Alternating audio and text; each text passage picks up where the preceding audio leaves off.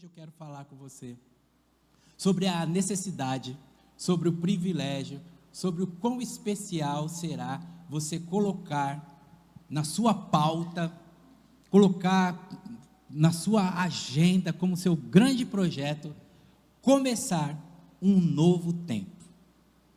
Nas mais diversas áreas, a gente precisa começar um novo tempo, e não estranhe esta fala. Esta fala está presente inclusive no profeta Malaquias, acerca daquilo que Deus faz. O profeta Malaquias diz assim: novas são cada manhã na presença do Senhor.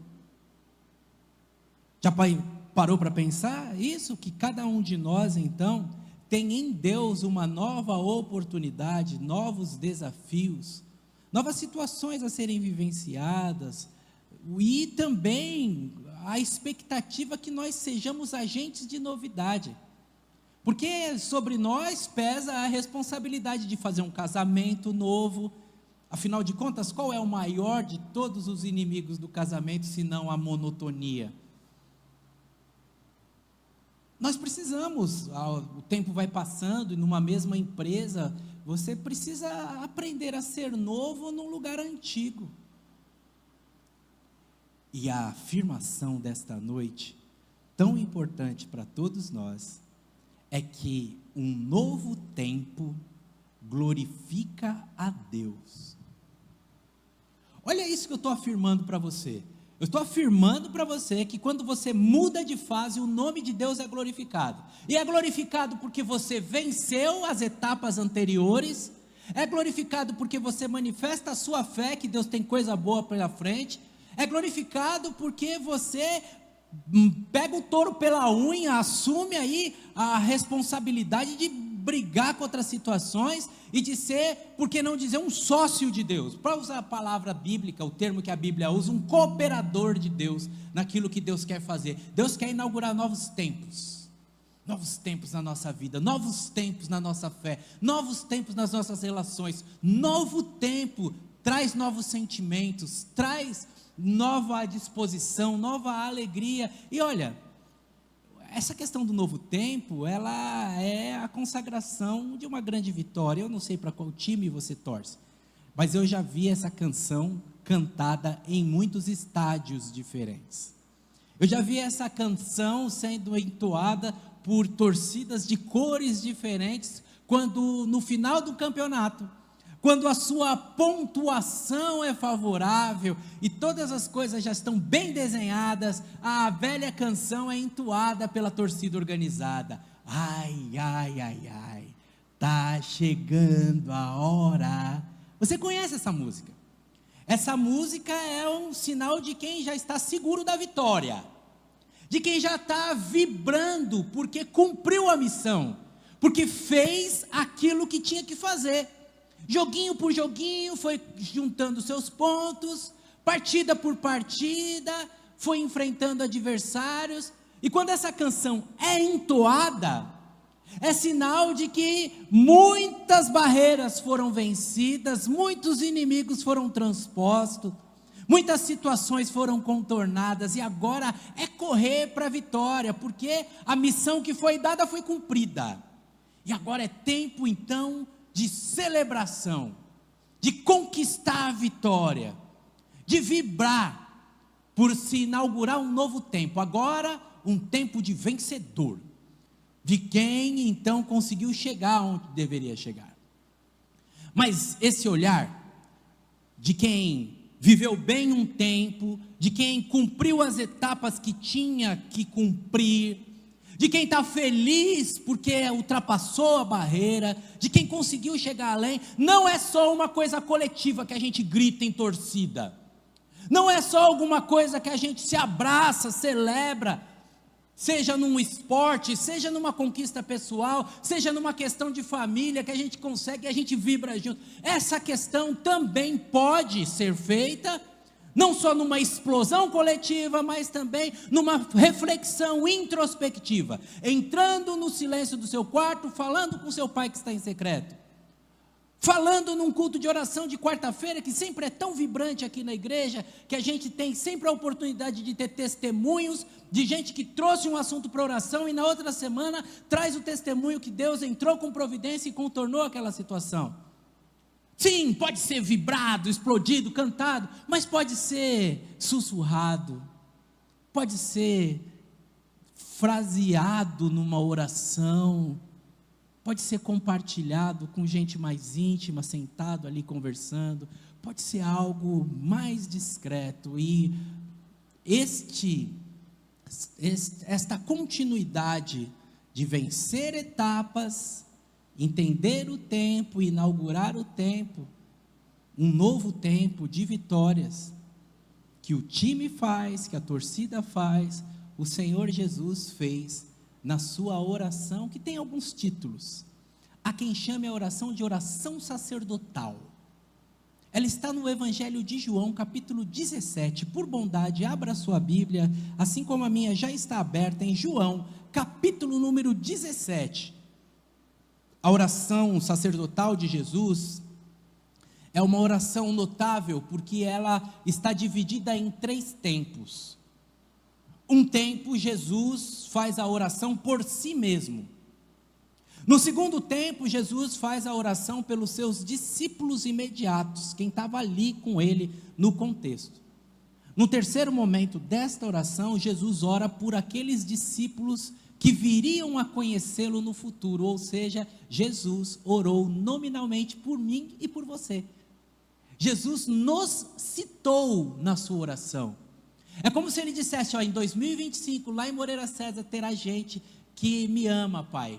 Em 2025 tem gente que quer pautar a vida na minha palavra, quer transformar a vida de outras pessoas que estão indo para o inferno. Eles são anunciadores, eles são gente que tem um testemunho, que compartilha, que está vivendo essa experiência, e por isso, Pai, eu aqui, no ano 28, que seja, 29, estou orando por eles lá em 2025, Jesus orou por nós. Isso está presente nessa oração também. Mas a parte que nos cabe nesta oportunidade é a parte que Jesus ora por ele, porque ela tem essa explosão de vitória, tem esse entendimento de que um tempo já foi vivido e que agora inaugura um novo tempo. Tem essa sensação de missão cumprida e tem esse chamado para o tema da mensagem de hoje, que um novo tempo glorifica a Deus. Nesta mensagem, você encontrará, portanto, incentivo para você começar um novo tempo na sua vida. Nessa mensagem, você estará diante da realidade de que você vivendo um novo tempo, um novo lugar, novas situações, novo coração, uma nova disposição, o nome do Senhor é glorificado. Nesta mensagem, você encontrará o ensino e o exemplo de Jesus, que viveu um novo tempo e que nos ensina também. O Evangelho de João, capítulo número 17, começa no versículo número 1, dizendo: depois de dizer todas essas coisas, Jesus olhou para o céu e orou: Pai, chegou a hora, glorifica o teu filho, para que ele te glorifique, pois tu lhe deste autoridade sobre toda a humanidade. Ele concede vida eterna a cada um daqueles que lhe deste. E a vida eterna é esta, ou isto: conhecer a ti, o único Deus verdadeiro, e a Jesus Cristo, a quem enviaste ao mundo. Eu te glorifiquei aqui na terra, completando a obra que me destes para realizar. Agora, Pai, glorifica-me e leva-me para junto de ti, para a glória que eu tive ao teu lado antes do princípio do mundo. Amém, irmãos? Jesus está orando por si. Jesus está dizendo essas palavras que trazem para nós segredos tão magníficos e componentes tão maravilhosos para nós mesmos enfrentarmos a vida. Jesus está alternando entre a eternidade e o presente, entre a eternidade passada, e alguns dos irmãos vão lembrar lá de cálculo 1, do infinito negativo, da eternidade passada, lá atrás, antes que o mundo houvesse. E a Bíblia diz que antes que Deus dissesse haja luz, houve cruz, pois a definição de que Jesus morreria em nosso lugar, ela é lá na eternidade passada. E essa definição que o Pai, pela sua soberania, pelo seu amor, decide com o Filho, com o Espírito Santo, criar o mundo, a humanidade. E ainda bem que as crianças foram para a aula delas, porque fatalmente uma ia perguntar: pastor, por que Deus criou o mundo? E aí eu ia falar para ela: porque Ele quis, e elas não iam ficar contentes, não é? Mas foi assim, irmãos. Deus, na sua presciência, então, Ele cria. No princípio criou Deus os céus e a terra sem forma, vazia. Deus cria o homem. E lá na eternidade, quando esse projeto é disparado, já fica claro que Jesus viria para morrer em nosso lugar. Devolve, Pai, a minha glória que eu tinha antes da fundação do mundo. Essa é a oração de Jesus, uma oração muito forte, que faz pesar nas nossas costas a realidade de que Jesus se esvaziou por causa da nossa existência. É o que o apóstolo Paulo fala em Filipenses capítulo 2, e o que os teólogos chamam de kenosis, é Deus se esvaziando para se identificar com a terra. É uma dança que estamos aqui apresentando para você nessa oportunidade, entre o eterno e o passageiro, entre o transcendente e o imanente, entre aquilo que está para além da nossa compreensão e a vida aqui, no chão da terra, no dia a dia. Jesus falando: eu glorifiquei o teu nome, fazendo aquilo que era para fazer, cumprindo aquilo que era para cumprir. É uma fala linda, que traz para eu e você esse mesmo olhar nesta dança da eternidade, sim, de que aceitar a Jesus, porque assim que Ele falou na palavra que acabamos de ler, a vida eterna é essa, que te conheçam como Pai e ao teu Filho Jesus.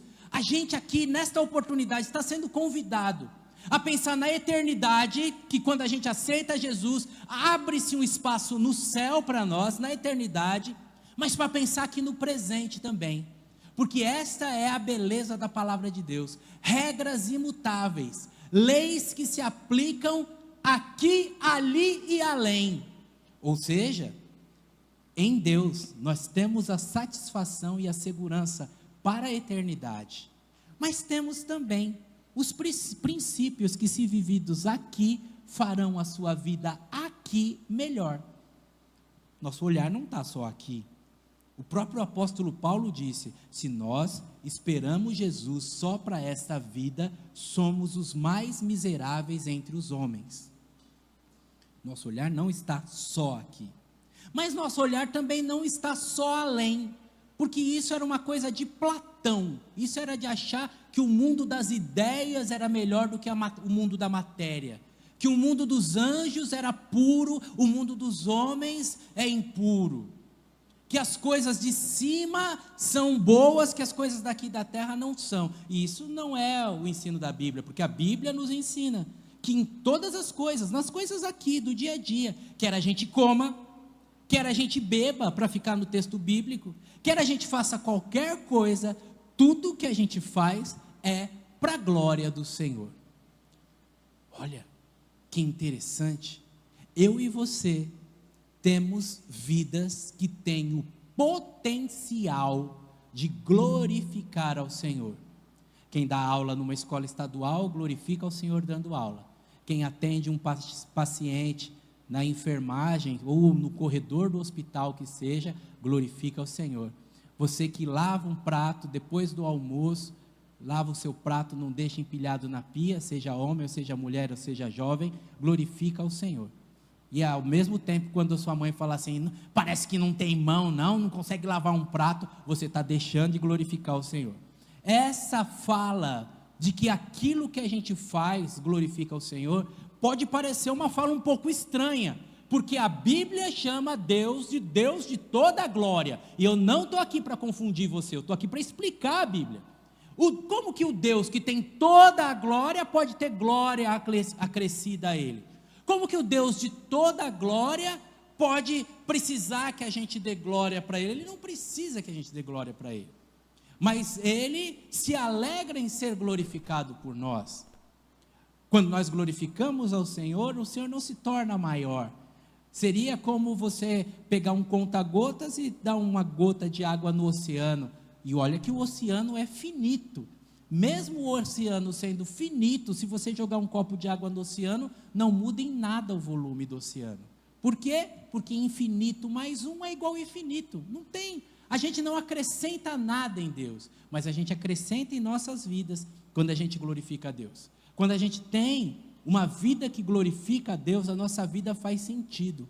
Quando Isaías, lá no seu livro, capítulo 43, versículo 7, fala sobre o homem, Isaías deixa claro, Deus fala através de Isaías, que o homem foi criado para o louvor da sua glória. A nossa vida tem o privilégio de glorificar ao Senhor, tem o privilégio de poder fazer o nome do Senhor reconhecido, elogiado, cantado, celebrado. E é claro que o oposto também é verdadeiro. Uma vida feia pode fazer alguém até achar que Deus não existe. Uma vida que não depende de Deus ou que não se preocupa com Deus, ela pode fazer com que outras pessoas falem, para ser desse jeito aí é melhor não ser.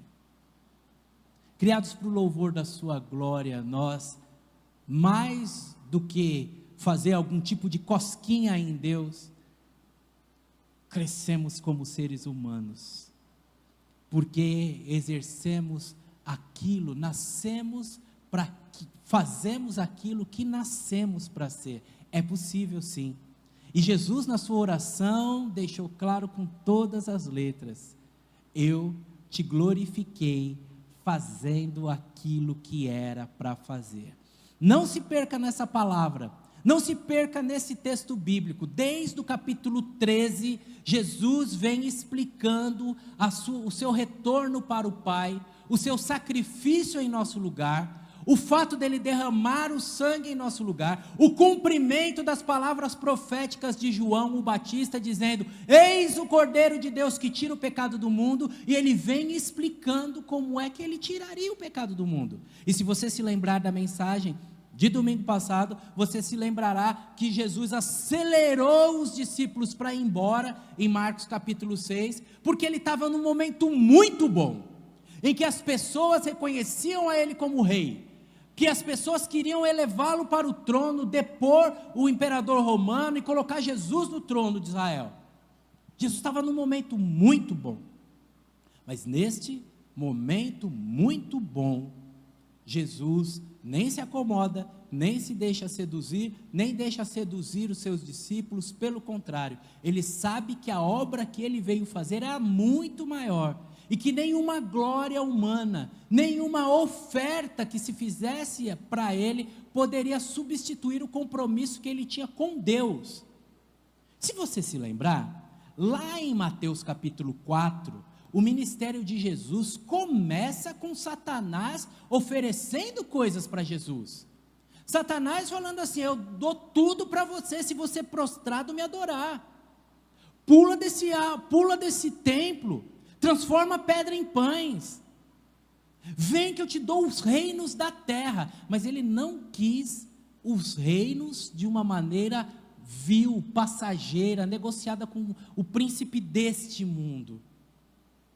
Ele quis e fez e cumpriu o seu compromisso eterno com Deus Pai, para ser o rei dos reis, não para ser o imperador romano, que você nem vai lembrar o nome dele, não para ser um presidente norte-americano que ainda que enterrado com pompas e circunstâncias, em pouco tempo será apenas um capítulo no livro de história. Não é um rei local que Satanás colocaria ele, não é um reino local que os homens ali, vibrando na Galileia, que adoravam fazer rebeliões políticas, colocaria ele. Não, é um reino colocado por Deus, e o reino colocado por Deus inclui a cruz. A vitória definitiva passa pela cruz, e ele diz: eu vou beber até a última gota desse cálice. É verdade que na cruz ele orou: Pai, passa de mim esse cálice. É verdade. Mas é verdade também que em obediência, quando ele viu que Deus não mudou o plano original, que a palavra do rei não volta atrás, ele falou: e se é assim, então em obediência irei até o final. Eu e você temos um chamado para viver uma nova história. Não importa quão boa seja a história que a gente está vivendo, existe uma história melhor.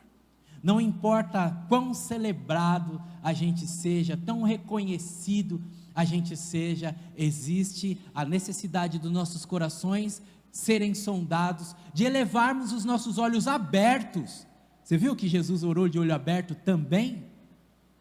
E tem uma palavra com Deus. Tem oração que é de joelho, quando a gente mostra a nossa submissão, a nossa rendição, a gente expõe a nossa cervical, que por um inimigo poderia ser cortada com uma espada. Tem oração que a gente faz sentado, para mostrar que a gente está descansando em Deus, está seguro e não teme e relaxa. Tem oração que a gente faz deitado, tem oração que a gente faz em pé, tem oração relâmpago que você faz no ônibus, fala misericórdia Jesus, e tem oração que a gente faz, como fez Jesus, como sinal de intimidade, de que não precisa nenhum rito rebuscado, uma dança da chuva, nenhuma invocação, até que Deus desce o Espírito. Não, é uma conversa entre amigos que o Senhor tem para todos nós. Como eu faço?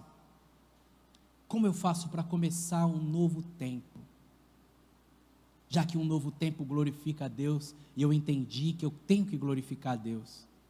O que Jesus nos ensina? Ele ensina em primeiro lugar, que é necessário que eu e você sejamos pessoas que encerram ciclos, que finalizam uma fase, que não idolatram um tempo, que sabem que essa etapa já fechou e agora eu começo um novo tempo. É assim que o versículo número 1, quero muito que a Bíblia fale com você, que você saia daqui agarrado ao texto bíblico, para amanhã explicar no seu serviço, que Jesus chegou e falou assim: Pai, chegou a hora. Você já falou, chegou a hora? Você precisa falar, chegou a hora. Eu não sei se eu já falei para vocês que eu namorei 9 anos, né? E não foi com a Claudete. Já contei essa história para vocês, né? Fica o ensinamento para os meninos. A gente começa a namorar, a gente não diz chegou a hora. Vai ficando tranquilo, vai ficando quentinho, confortável, o tempo vai passando, não é? Você tem que falar chegou a hora. No trabalho, haverá um momento que você tem que dizer chegou a hora. Em casa, para um filho mala, escorado, tem que falar, chegou a hora, hein? Chegou a hora. Mas acima de tudo, mais do que falar para os outros, você tem que falar para você mesmo. Saber viver a sua fase e não idolatrar uma fase. Finalize. Fechar um ciclo glorifica a Deus. Chegou a hora. Temos que parar com essa palhaçada. Tem gente, eu gostava, o Zeca Pagodinho é um cara que eu gosto, o Zeca Pagodinho é meu amigo, o Zeca Pagodinho, ele cantou uma música que fala assim: sem vergonha, nós somos um casal sem vergonha, nós brigamos por ciúmes, costumes, queixumes ou coisas banais. É assim, tem casal que gosta de brigar, que se tirar a briga, perdeu o sentido. Chegou a hora, hein? Vamos parar com essa palhaçada, vamos parar com essas brigas, vamos parar com isso. Não é falar para o outro, escuta o que eu estou falando, preste atenção, porque foi Jesus que falou: Pai, chegou a hora. E como eu falei, é uma dança entre o eterno e o presente, porque nós estamos falando aqui de eternidade, estamos falando aqui com gente que vem na igreja e não toma uma decisão, gente que já sentiu Deus falando de outras maneiras, mas ainda não aceitou Jesus como Salvador. Essa noite é para você falar: Pai, chegou a hora. Eu estou entendendo. Eu estou em casa, o Senhor me puxa para a igreja. Chegou a hora. Chegou a hora. É você que vai dizer: chegou a hora. Eu tenho medo de quando eu fico assim nessa dança de falar de coisa eterna e falar de coisa temporal. Eu tenho medo de você agarrar só numa coisa, né, e achar que eu estou banalizando a palavra. Não estou. Jesus falou: chegou a hora de fazer a maior obra que a terra já conheceu, morrer em nosso lugar. Estou pregando para você o assunto teológico com substância, mas eu estou falando também que nesse modelo, que Jesus é o nosso modelo, e que nós que somos cristãos, somos imitadores de Cristo, e como imitadores de Cristo, a gente também precisa dar alguns breques na vida e começar a nova fase. Começa a nova fase sendo um pai melhor, começa uma nova fase sendo uma mãe melhor, comece uma nova fase sendo um crente melhor. Chegou a hora de levar essa igreja a sério, chegou a hora. E Jesus, perfeito, sem pecado, Jesus celebrado, Jesus coroado, Jesus enaltecido com cânticos, Hosana ao filho de Davi. Jesus nessa grandeza falou: chegou a hora, tá bom, mas não é só isso, tá bom, mas não é isso. Você precisa dizer: tá bom, mas não é isso. Sabe por quê? Porque em Deus existe mais para você. Finalize, inaugure uma nova fase com Deus, ainda que haja prejuízos aparentes, porque sendo com Deus, será uma vitória eterna. Nunca se esqueça que Jesus morreu na sexta-feira, sim, mas ressuscitou ao terceiro dia, amanhã de Páscoa, ele venceu a morte. Comece uma nova fase. Em segundo lugar, eu e você somos convidados a ter uma vida mais eficaz. Eficaz.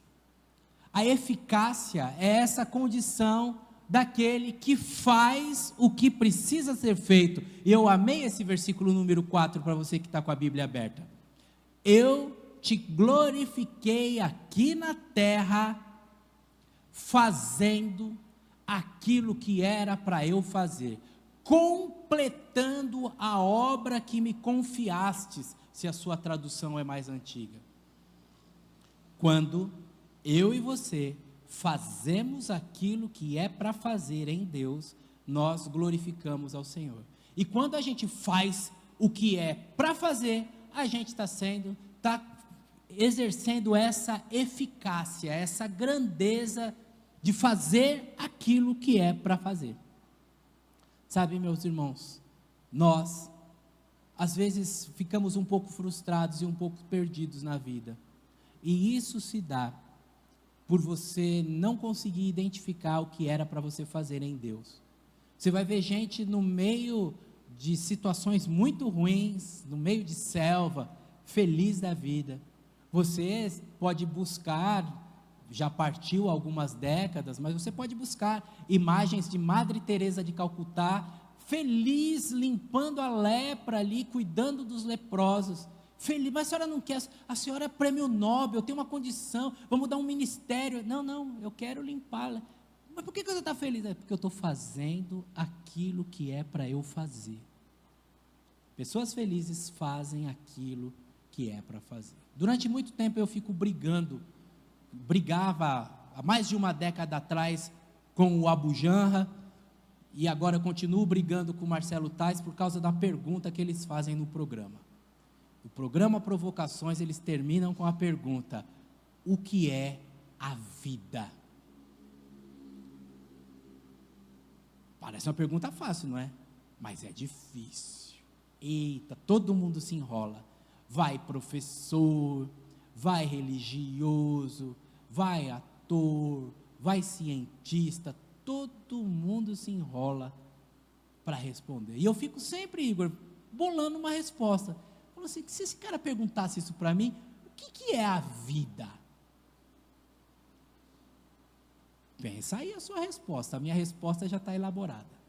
A vida é uma peça de quebra-cabeça que vai ganhando nitidez ao longo do tempo.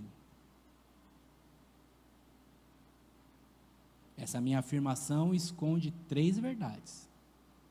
Primeira verdade que está nisso: se é uma peça de quebra-cabeça, ela saiu da caixa de quebra-cabeça de alguém. Ela saiu de um estojo. A minha vida e a sua vida saiu de Deus. Segunda verdade, quando eu falo que ela é uma peça que você olha, ela está lá, cinza. Aí passa um ano, aí vai aparecendo um pouquinho de cor, 5 anos, 10 anos, ela vai ganhando nitidez ao longo do tempo. Se é uma peça de quebra-cabeça, a segunda implicação disso é que essa peça de quebra-cabeça só faz sentido se ela se conectar com outras peças. Nesse sentido, a vida do Marco Antônio tem sentido por causa da Rita, por causa do Tiago, por causa do Pedro. Entendeu? Nossas vidas são uma pecinha que elas, se você olhar ali, você fala: o que é esse negócio verde aqui? O que será? Será que é um pedaço da bandeira do Palmeiras? Mas quando você coloca outras peças, você vai ver que é uma floresta, que não tem nada a ver. Nossas vidas só têm sentido por causa das outras vidas. E a terceira implicação: a nossa vida, ela forma um cenário maior, uma paisagem maior. Quando a minha vida sai lá da Zona Leste de São Paulo, vem para cá e se torna uma peça no quebra-cabeça de vocês, eu ainda não sei, mas as nossas vidas vão juntando e vai formando um desenho.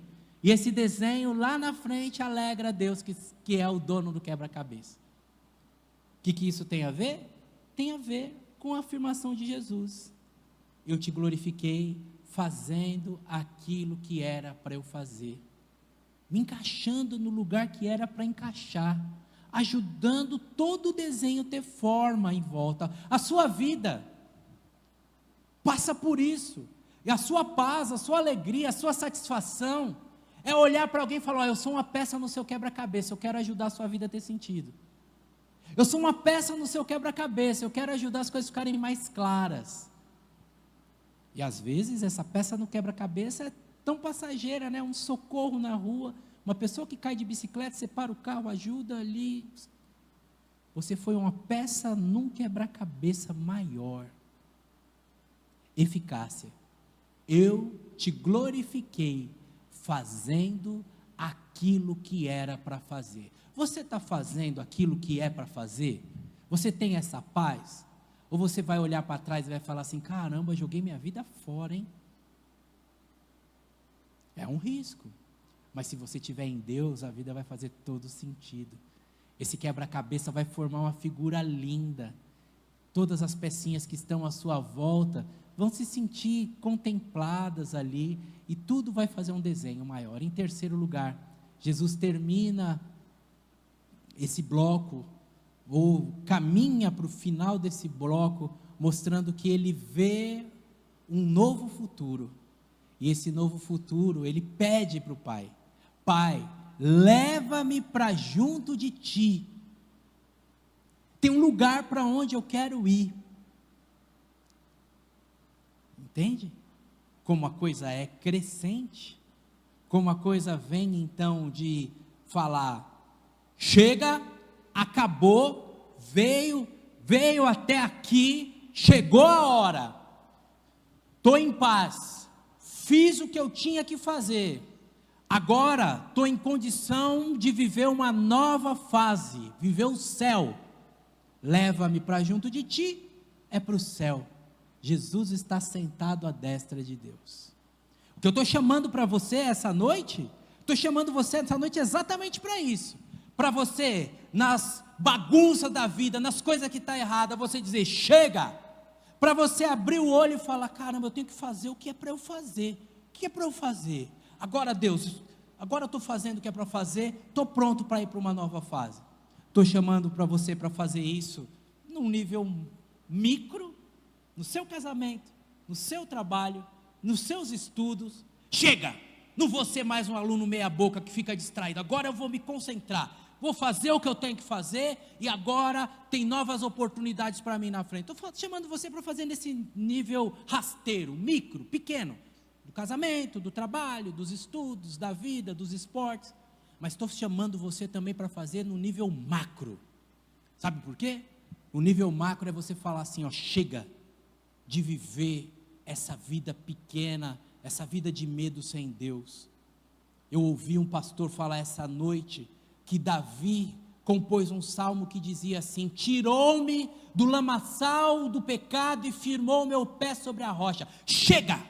Chega de ficar patinando, chega, agora eu vou fazer o que é para fazer, vou caminhar com Deus, vou aceitar Jesus como meu único e suficiente Salvador, e agora, Pai, que bom, estou indo na sua direção, naquele lugar que Jesus prometeu, na casa do Pai há muitas moradas, eu vou preparar lugar. A Bíblia é linda, irmãos, a Bíblia é esse quebra-cabeça que eu estou pregando para vocês, Salmo, o Evangelho, o apóstolo Paulo, e todos falando a mesma coisa, falando que serve aqui para você dar um basta, se identificar e olhar para frente. Estou falando que para você que serve além, dê um basta, faça essa leitura e veja o lugar que Deus tem preparado para você.